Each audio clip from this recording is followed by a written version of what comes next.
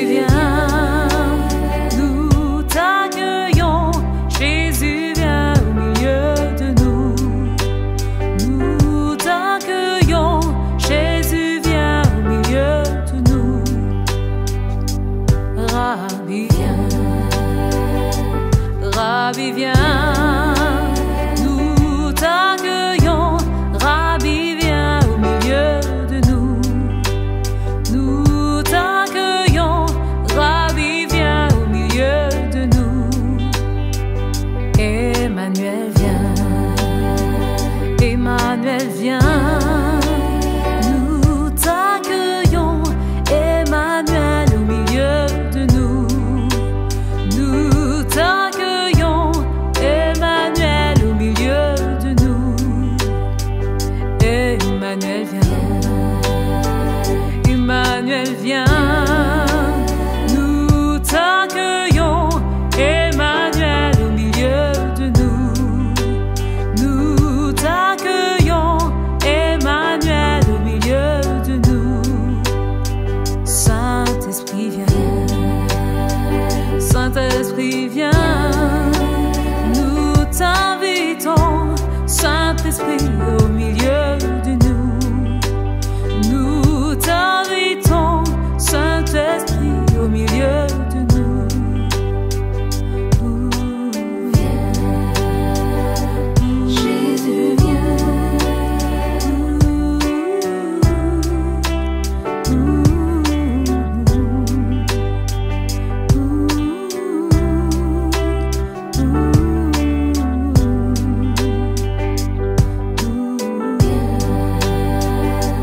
Jésus,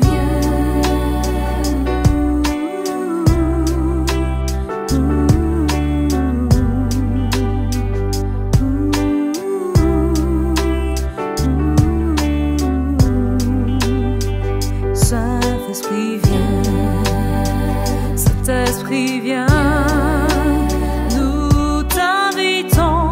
Saint-Esprit au milieu de nous. Nous t'invitons. Saint-Esprit au milieu de nous. Saint-Esprit, viens. Saint-Esprit, viens. Nous t'invitons. Saint-Esprit au milieu de nous.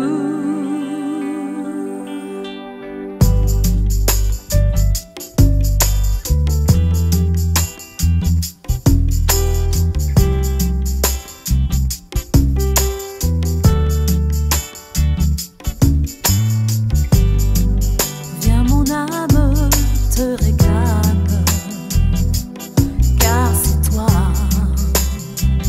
qui m'as cherché. Pour te suivre, je te livre mon cœur avec son amour. Oui, ta grâce seule efface toutes mes iniquités. Tu pardonnes, tu me donnes la paix de t'es racheté. Viens, mon âme te réclame, mon bonheur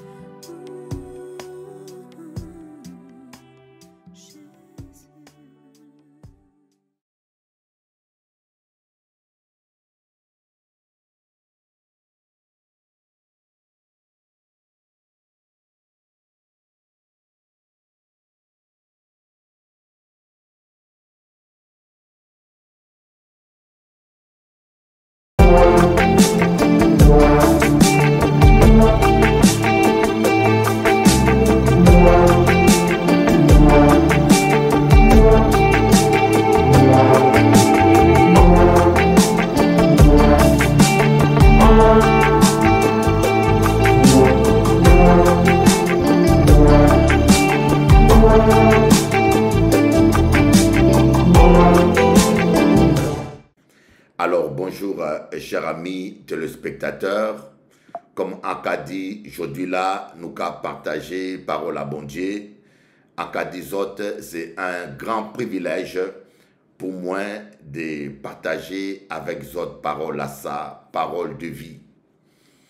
Vous savez, Jésus-Christ s'est dit, tout sur la terre passera, mais la parole de Dieu reste éternelle.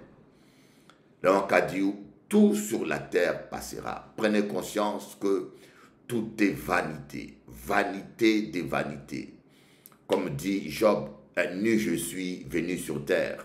Les mains vides, je suis venu sur terre. Les mains vides, je partirai. Je n'ai pas vu quelqu'un qui a été enterré avec sa voiture, avec sa maison, avec son compte en banque, avec ses terres. Ne soyez pas attachés à ces choses. J'ai déjà entendu un conflit qui s'est passé en Martinique. Un homme qui a tué son cousin avec un fusil pour question de terre. Le cabri de son cousin est venu manger dans son terrain et il s'est fâché et dispute, il a tiré sur son propre cousin de sang. Bien aimé, moi ça me choque de voir des familles se déchirer pour question de terre. Mais par contre, ce n'est pas toutes les familles. Je connais une famille qui m'a impressionné parce que depuis que je suis en Guadeloupe, j'ai toujours entendu conflit, procès, même des maisons abandonnées. Des maisons abandonnées parce que les maisons tombent en ruine, parce que les héritiers ne tombent pas d'accord. Il y a un qui veut toujours la part du lion. Il y en a un qui veut bouffer les autres. Vous voyez? La maison, vous la voyez en ruine. Il y a plein de maisons en ruine en Guadeloupe comme en Martinique. Mais par contre, il y a d'autres familles qui sont très intelligentes et qui s'aiment beaucoup et qui arrivent à faire réunion sur réunion et tomber d'accord. Je trouve ça extraordinaire. J'en ai connu une ou deux comme ça. Je dirais plutôt une famille qui a pu discuter. Vous voyez, les gens sont matures, ils tombent d'accord. Mais je connais d'autres où pour l'argent, on s'entretue. Pour l'argent, la famille meurt. Sans compter les gens qui maintenant, comment en cas d'isot, avant même yo marié, yo qu'à penser au divorce. Avant même, on dit on se marie pour le meilleur et pour le pire. Mais les gens aujourd'hui, avant même de se marier, pensent au divorce. Bonjour Samuel Mourouvin. Samuel Mourouvin, sois béni, que Dieu te bénisse. Les gens même avant de se marier pensent déjà au divorce. Ils disent, il faut qu'on prépare un contrat dans le cas de divorce. Il ne faut pas que la maison qu'on aura soit comme ça dans le cas.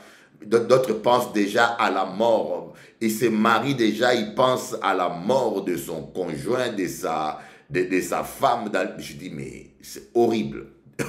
Horrible. Simplement parce que vous ne voulez pas vivre par la foi.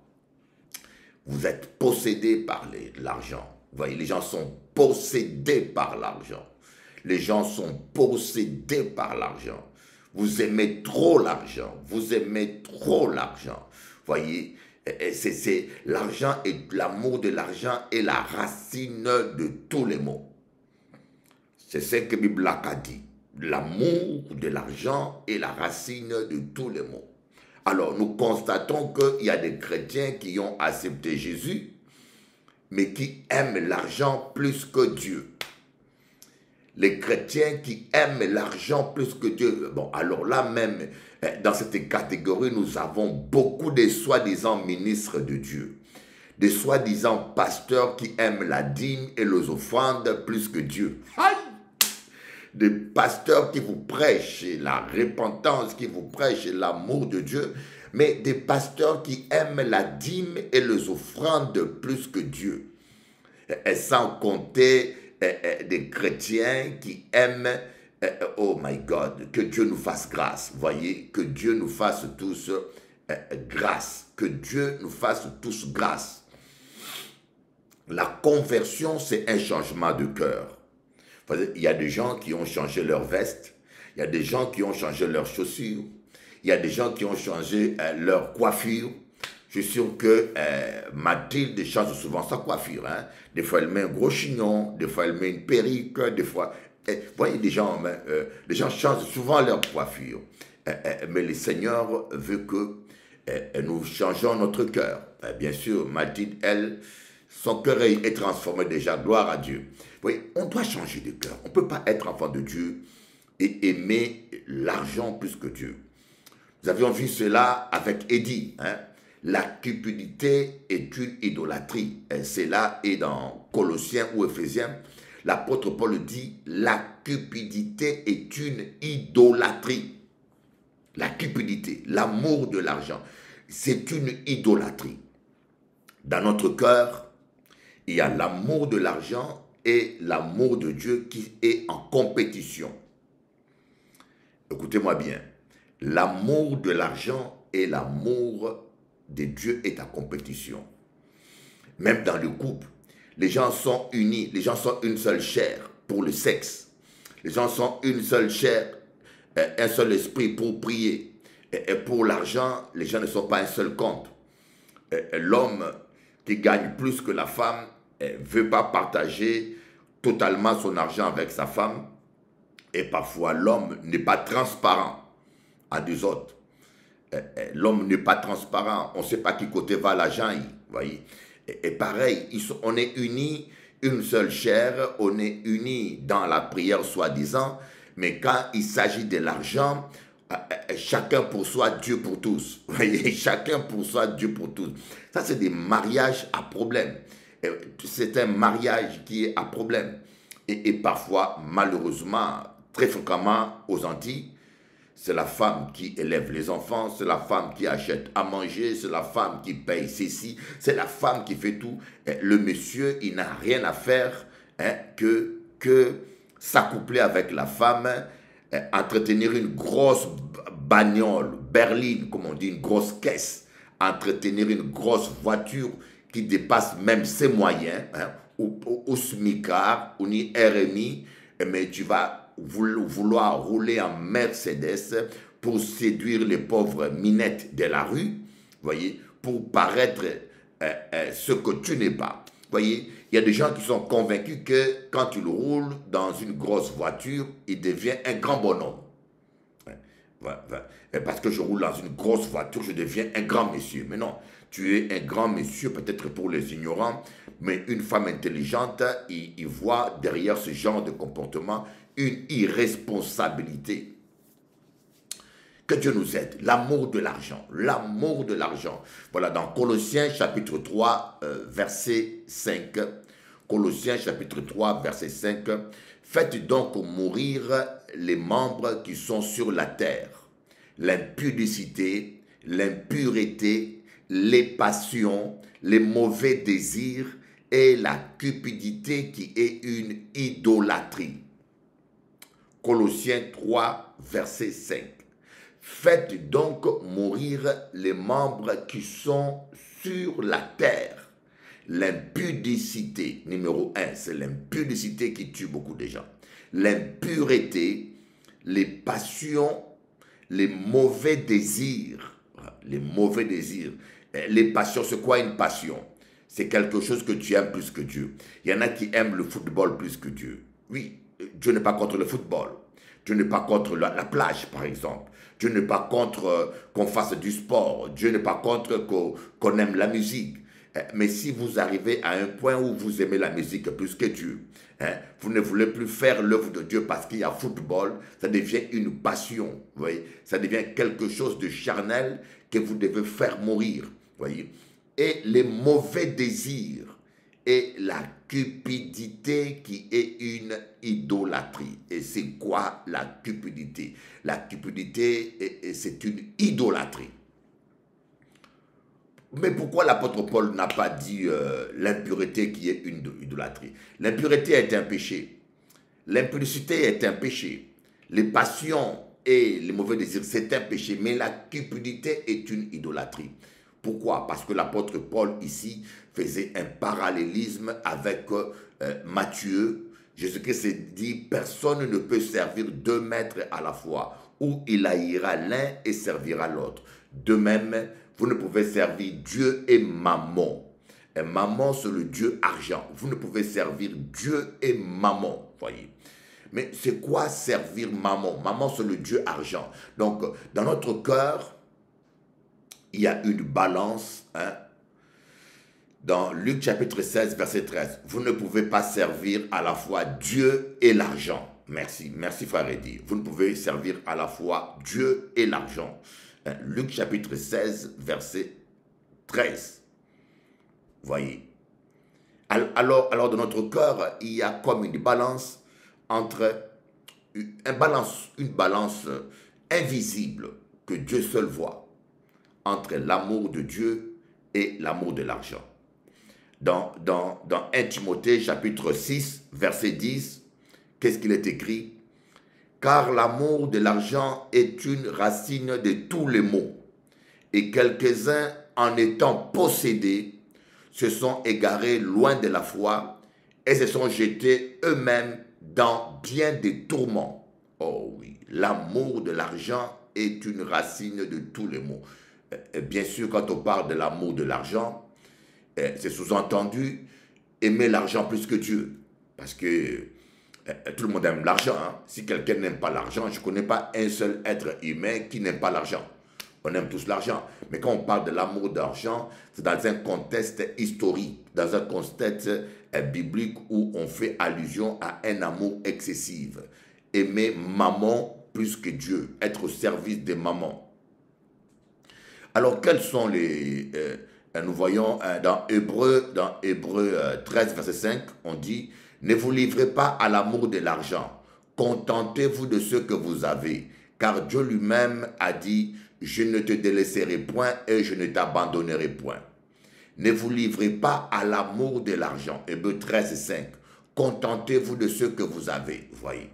Le contentement. Apprendre à apprécier ce que Dieu vous a donné. Apprendre à apprécier le peu que Dieu t'a donné. L'amour de l'argent, même dans le mariage, l'amour de l'argent a détruit des familles. L'amour de l'argent a détruit des mariages. L'amour de l'argent conduit des gens à se marier a conduit même certains hommes à se marier avec des vieilles femmes pour l'argent, de mariage par intérêt. L'amour de l'argent même conduit des gens même à se lancer dans des ministères. Dieu ne t'a pas appelé à être pasteur, mais beaucoup de gens s'improvisent pasteurs pour l'argent. L'amour de l'argent a conduit même à diviser les églises. C'est comme a dit un musicien, l'argent, l'amour de l'argent même a inspiré des prophéties. Il y a des pasteurs, lorsqu'ils voient un homme qui a des biens, ils commencent à prophétiser pour la personne. Simplement parce que la personne a des grands biens. L'amour de l'argent est la racine de tous les maux. Mais nous, les chrétiens, nous devons nous dépouiller de cela, comme dit l'apôtre Paul aux Colossiens. On doit se dépouiller de ces choses. Alléluia. Nous dépouiller de l'amour de l'argent et aimer le Seigneur plus que l'argent. Oh my God, l'argent, l'amour vaut plus que l'argent. L'amitié vaut plus que l'argent. La famille vaut plus que l'argent. Voyez, quand vous aimez la famille plus que l'argent, quand vous aimez votre femme plus que l'argent, voyez, vous allez accepter de perdre l'argent pour sauver la famille. Et ce qui est arrivé, ce que Jésus s'est dit, si quelqu'un prend ton manteau, laisse-le prendre. Si quelqu'un prend ton manteau, laisse-le prendre. On ne va pas détruire la famille pour un manteau, pour une terre, ou pour de l'argent, pour un compte en banque. Non. Mais Jésus ne veut pas dire aussi qu'il ne faut pas réclamer ce droit, qu'il faut abandonner ces droits ou ce qui te revient de droit aux païens. Ça, c'est dans un autre contexte. Voyez, vous savez, quand vous prenez la Bible, quand vous ne comprenez pas la Bible en tenant compte des contextes de certains versets, vous pouvez tomber dans des interprétations hallucinantes et dangereuses. La Bible n'a pas dit qu'il faut laisser sa part d'héritage, sa voiture ou sa maison à son voisin parce qu'on aime. Non, la Bible n'a pas dit ça. La Bible nous demande d'aimer ce que Dieu nous donne, de savoir apprécier cela. Bonjour ma fille Elodie Bidard. Ma fille Elodie Bidard, sois bénie. Dieu m'a beaucoup béni là. Maintenant, j'ai 240 000 followers sur TikTok. Dans 2 mois, je crois que c'est dans 2 mois, j'ai eu 240 000 followers sur TikTok. Et là, ça continue à monter, je ne sais pas, mais chaque semaine, c'est 5 000 personnes qui se rejoignent à moi. Donc, et nous faisons des conseils. Je fais des conseils que sur le mariage. Maintenant, je parle que de mariage. Alors, Elodie, tu as intérêt à suivre parce que là, il y a des bons conseils pour le mariage. Quand tu suis mes conseils sur TikTok, tu seras une bonne épouse pour ton futur époux. L'amour de l'argent. Nous aimons trop l'argent. Et quand je dis l'amour de l'argent, c'est un problème pour nous les pasteurs, pour les anciens, pour les chrétiens, pour les païens. Vous pouvez vous imaginer, et souvent ce qui est étonnant, c'est des gens qui ont plus d'argent qui sont les plus grands voleurs. Des gens qui ont plus d'argent, vous voyez. Quand vous allez dans une église, vous allez constater que c'est les pauvres qui donnent plus. Des gens qui ont de grosses villas, de gros moyens ne donnent presque jamais rien. Regardez, allez dans une église.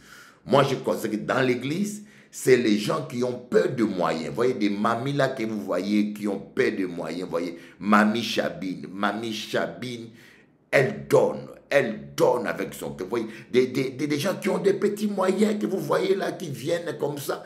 Mais c'est eux, de veuve de Sérapta. La veuve de Sérapta avait de petits moyens. Mais il a nourri le prophète Élie. Et pourtant, dans la même ville, il y avait des grands sacrificateurs, des gens qui avaient de gros moyens. Mais Dieu n'a pas envoyé Élie chez ces gens-là. Il a envoyé Élie chez la petite veuve de Sérapta. Gloire à Dieu. Donc, ça veut dire que plus on est riche, plus on devient cupide. Voyez, comme quelqu'un avait dit, l'argent est un amplificateur. L'argent est un amplificateur. Quand vous êtes quelqu'un qui avait un bon cœur, plus vous avez l'argent, plus votre bonté va être amplifiée. Vous allez commencer à bénir les autres. Vous allez commencer à aider les autres. Vous allez commencer à soutenir les autres. Parce que l'argent est un amplificateur. L'argent amplifie ce que ton cœur est. Si tu as beaucoup d'amour, tu as beaucoup d'argent, tu feras beaucoup de bonnes œuvres. Et si tu es méchant, avare, cupide, plus tu auras l'argent, plus ton avarisme sera visible. Vous n'avez pas vu, et c'est ce que je regrette beaucoup avec nous les Afros, lorsque nous avons l'argent, nous aimons montrer aux gens, voyez. Quand vous voyez Mayweather montrer, ce boxeur champion du monde, il montre ses dollars à tout le monde, il montre le coffre plein de dollars. Vous voyez même sur TikTok, j'ai vu un noir montrer 4 voitures qu'il a, et puis il montrait des sacs de dollars aux gens.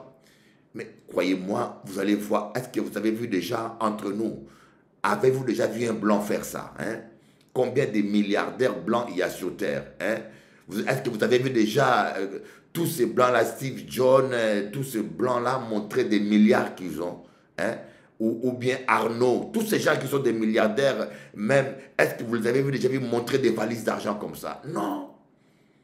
Au contraire, ils sont discrets. Au contraire, ils créent du travail. Au contraire, ils aident leur communauté. Les Juifs s'entraident entre eux. Mais nous, les Afros, lorsqu'on a l'argent, on n'aide pas nos frères et sœurs. On devient fiers. On les méprise au contraire. Et on étale nos richesses pour leur montrer combien nous sommes bénis. Et on leur donne rien. On leur montre rien. Donc, l'argent est un amplificateur. Quand vous êtes un homme cupide, ta cupidité va s'amplifier. Quand vous êtes un homme stupide, ta stupidité va devenir encore plus claire devant les gens. Mais nous, les enfants de Dieu, nous devons abandonner l'amour de l'argent. Nous devons aimer Dieu plus que tout. Nous devons adorer le Seigneur. Nous devons aimer le Seigneur, donner le temps au Seigneur. Voyez, un petit exemple à Kabao. À Kabao, un petit exemple. À Kabao, un petit exemple simplement. Regardez simplement. Des gens disent, pasteur, je ne peux pas venir à l'église parce que c'est trop loin. Morangis, c'est loin. J'ai des frères qui habitent, comment je peux dire, à Pointe-Noire, qui ne peuvent pas venir au culte dimanche à Bergevin. Ils me disent c'est trop loin. Mais la même personne qui habite à Pointe-Noire, il trouve un travail à Jarry, ça ne sera jamais trop loin. Tous les matins, il prend sa voiture, il vient à Jarry.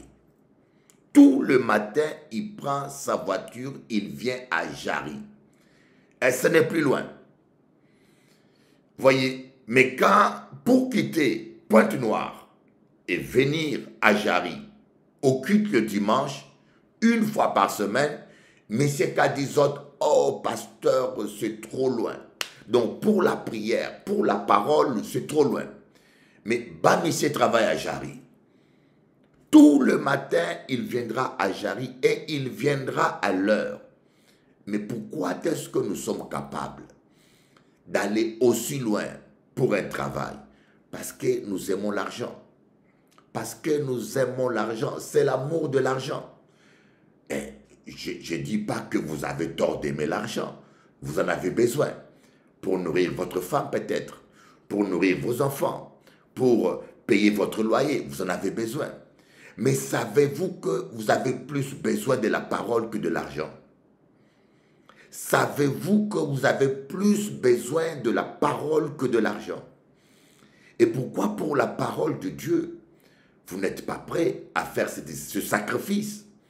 Quand c'est la parole de Dieu, vous préférez même des fois ne pas aller dans l'église que Dieu vous a donnée, aller à côté dans une secte ou aller à côté dans une église que Dieu... Voyez, on ne va pas dans une église parce qu'elle est proche de chez moi. Je vais dans une église parce que Dieu m'a mis là. Si Dieu m'a mis dans une église qui est à Jarry et que mon père spirituel, mon mentor habite à Jarry, je peux être à Pointe-Noire et qu'il y a une église à un pas de chez moi, mais j'irai là où Dieu m'a mis. Parce que là où l'église où Dieu m'a mis, il y a un plan de Dieu derrière. Malheureusement, nous avons beaucoup de chrétiens qui n'ont pas compris l'importance stratégique qu'une église a. Eux autres qu'aller dans une église qui est le plus proche de toi parce qu'ils veulent économiser l'essence, ils veulent gagner du temps. Mais parole a dit, qui veut sauver sa vie, la perdra. Qui accepte de perdre sa vie, la récupérera. Autrement dit, qui accepte de perdre son temps pour l'évangile, récupérera ce temps. Mais qui veut gagner le temps, qui ne veut pas investir son temps pour l'évangile, la perdra. L'amour de l'argent doit quitter. Voyez, bon, alors, en cas d'imé, quels sont les signes qui montrent que quelqu'un est un idolâtre? Quelqu'un aime l'argent plus que Dieu. La première chose, c'est les inquiétudes. Voyez, moi je suis là. J'ai perdu mon ordinateur qui vaut 3 000 €. Et dans mon ordinateur, il y a 2 albums. Des albums qui valent au moins, chaque album vaut au moins 5 000 €, donc 10 000 €. J'ai produit 2 albums. Et quand je dis album dans un disque dur, chaque chant a différentes pistes. Donc une valeur de 10 000 €. Bon, la personne qui a récupéré mon sac, il ne pourra rien faire avec.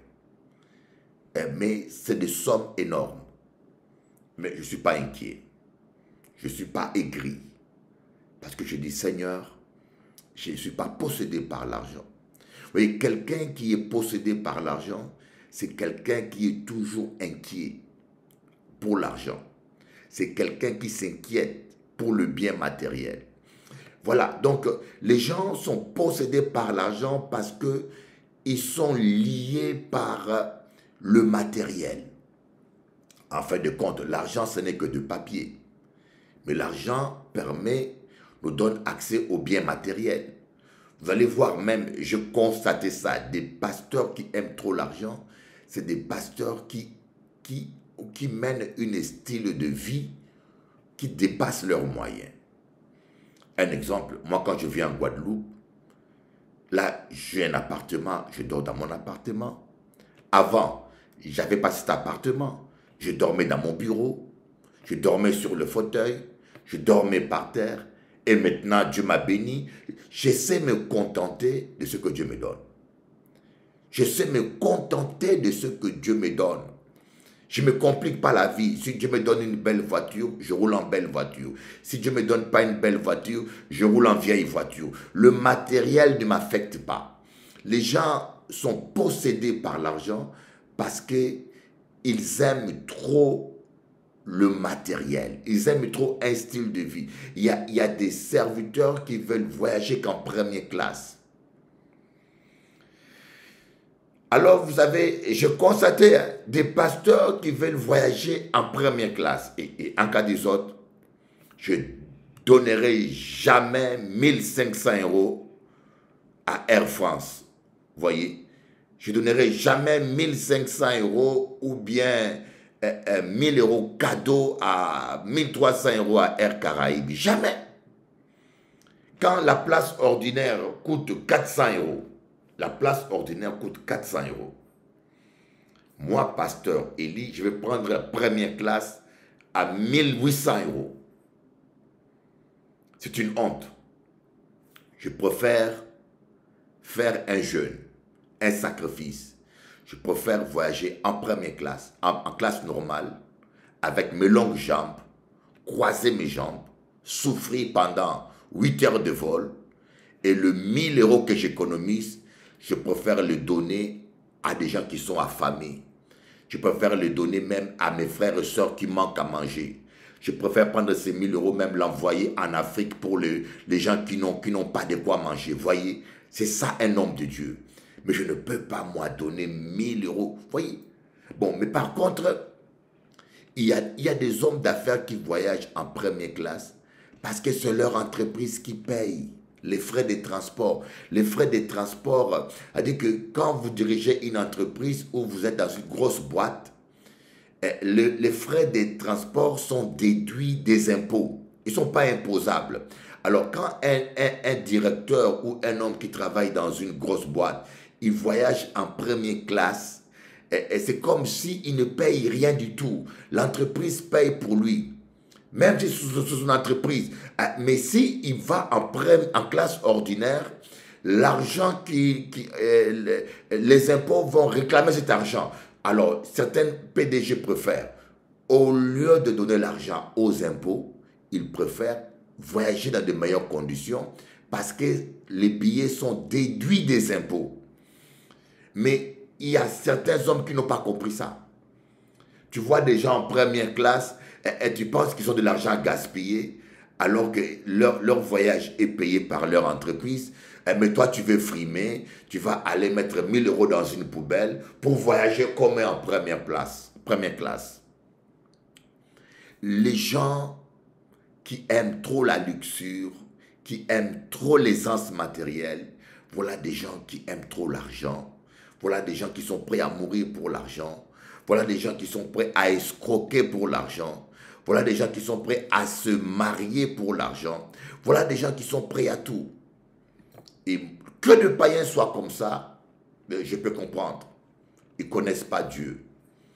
Mais qu'un enfant de Dieu, qu'un homme de Dieu soit comme ça, c'est minable, c'est regrettable. Quel évangile nous autres qu'a prêché nous? Alléluia. Merci Seigneur. Merci Jésus. Merci Seigneur. Donc les gens qui aiment beaucoup, qui ont l'amour d'argent, s'inquiètent toujours à propos de l'argent. Je vous dirai, dis-moi à quoi vous pensez le plus, je vous dirai qui est votre Dieu. Si Jésus-Christ est votre Dieu, vous allez penser très souvent à Jésus. Nous devons ramener toutes nos pensées captives à Christ.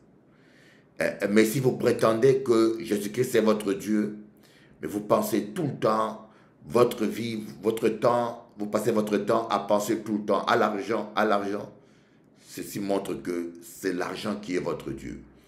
Vous êtes un idolâtre. Donc les gens qui sont idolâtres, qui aiment trop l'argent, les soucis ont la première place dans leur cœur. Ils s'inquiètent tout le temps, comment je mangerai, comment je payerai ceci, comment je payerai cela, où je trouverai l'argent. Que puis, ce sont des gens qui ont mis les soucis et l'argent au centre de leur cœur.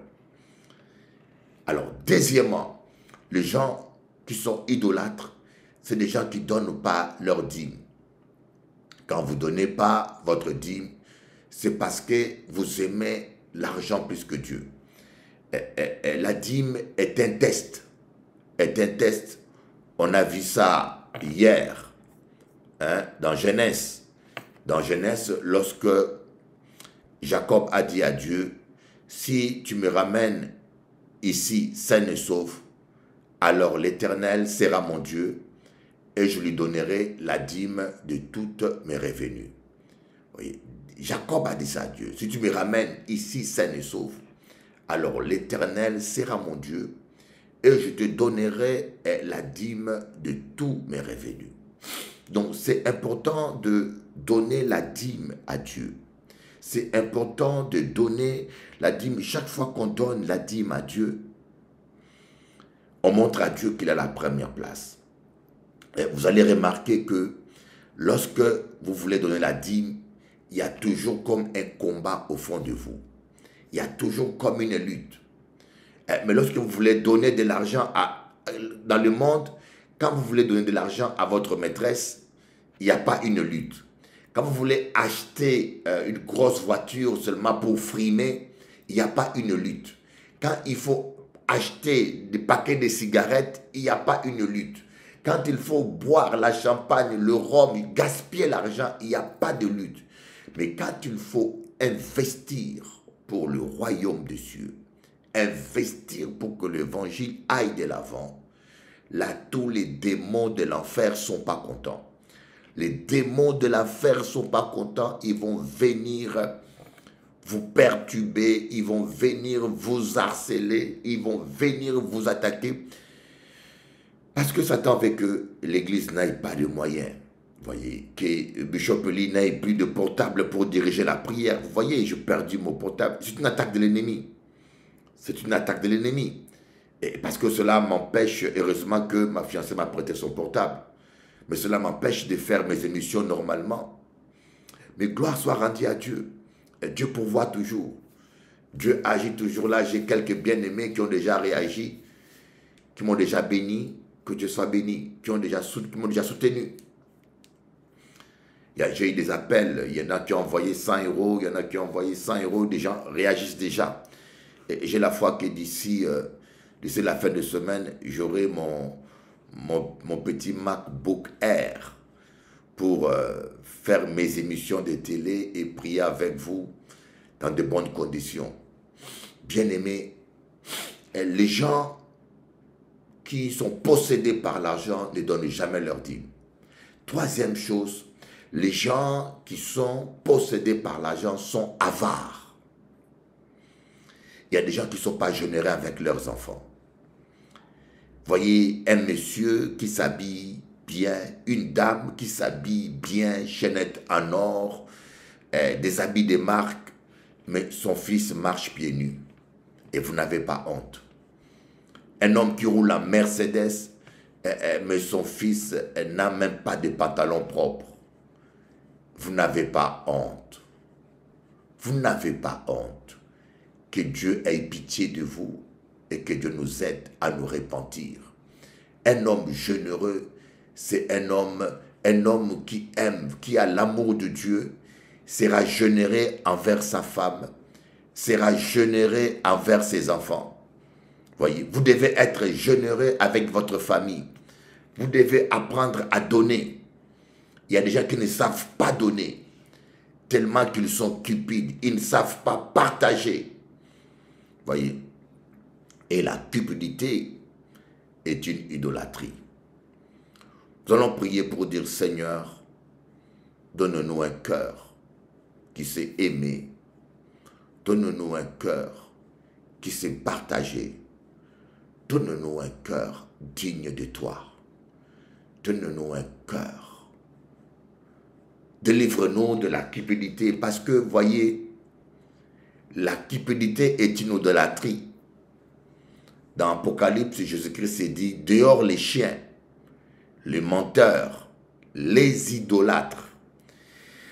Quand vous êtes cupide, bien-aimé, vous ne pourrez pas hériter du royaume des cieux. Les cupides n'hériteront pas le royaume des cieux. Que personne ne vous mente. Voyez, autrement dit, les gens qui ne donnent pas leur dîme, vous n'hériterez pas du royaume des cieux. Ça peut vous choquer, mais c'est dans la Bible. Vous n'hériterez pas le royaume des cieux. Le salut est gratuit, mais la cupidité est une idolâtrie. Dieu te donne le salut gratuitement, mais si tu préfères être cupide et adorer l'argent, tu n'auras pas droit à entrer dans le royaume des cieux. Alléluia.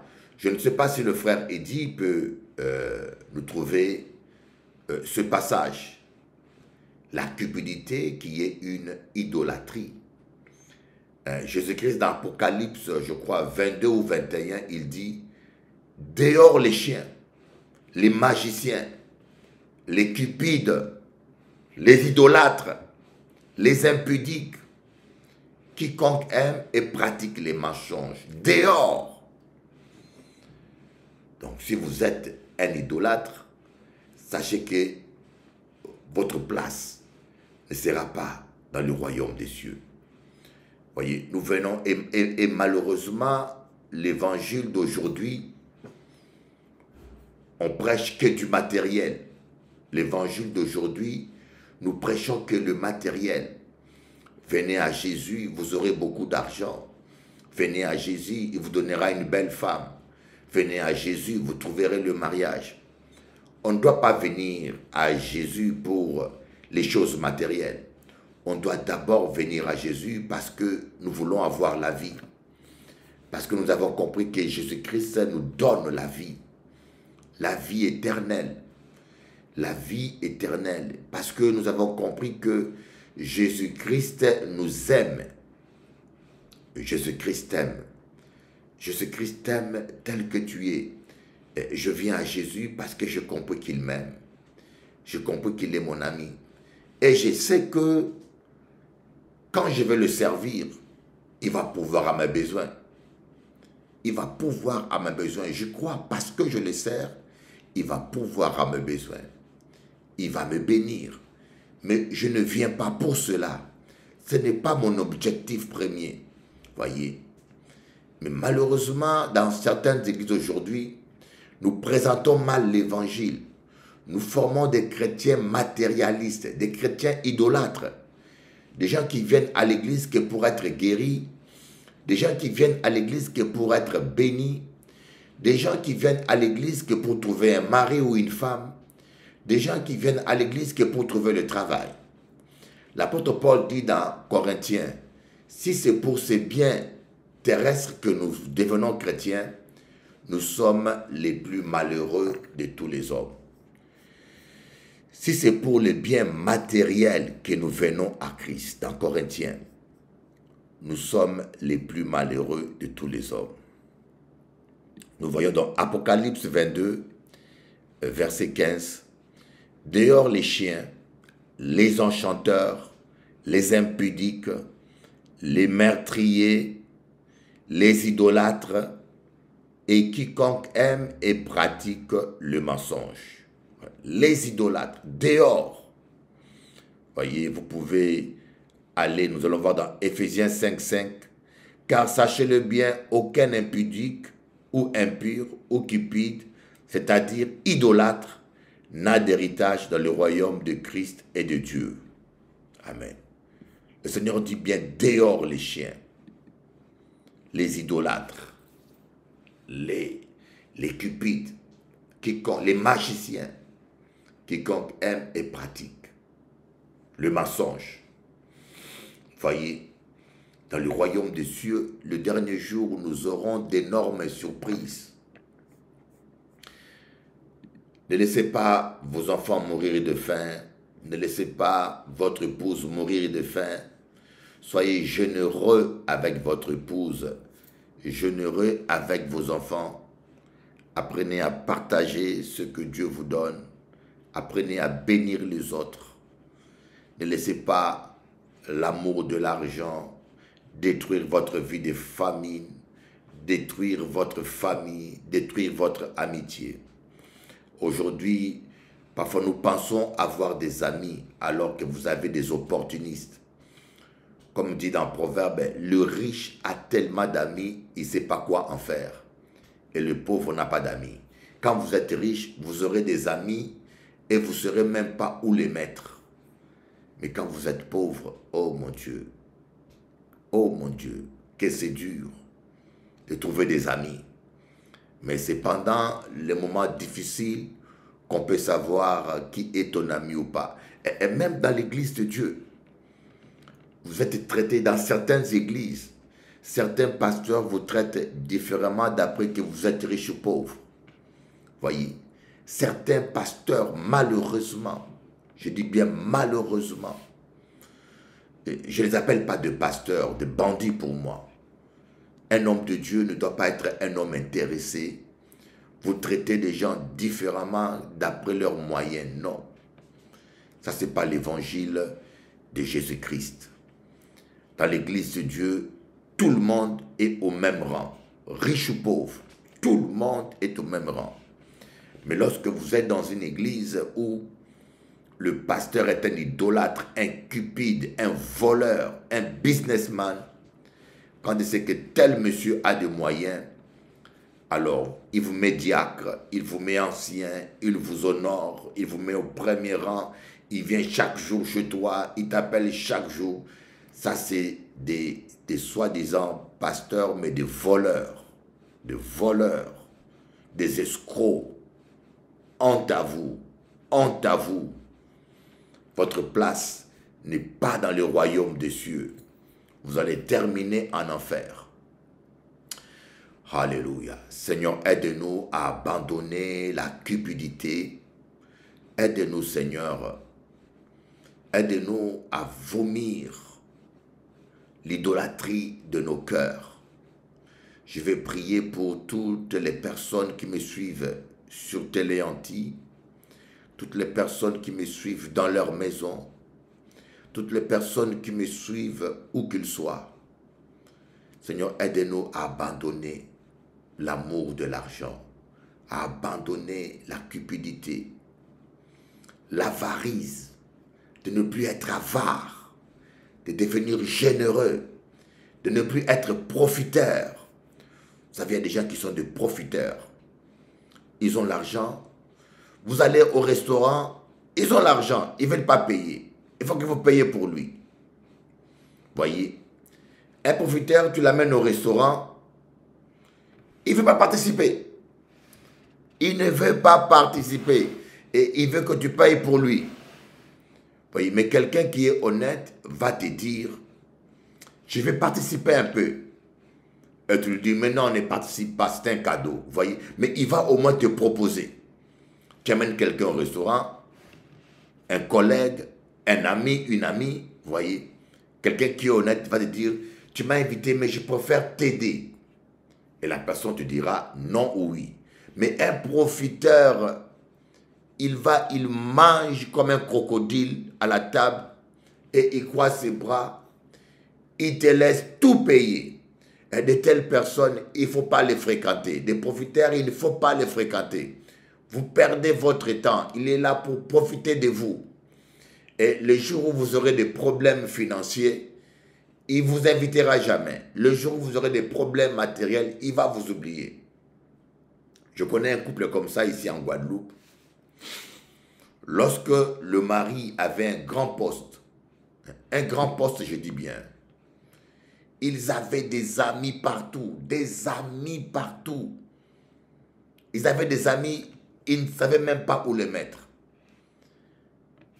Ils pensaient avoir des amis, autrement dit. alors que c'était des profiteurs. Lorsque le monsieur a perdu son poste, il s'est retrouvé en difficulté.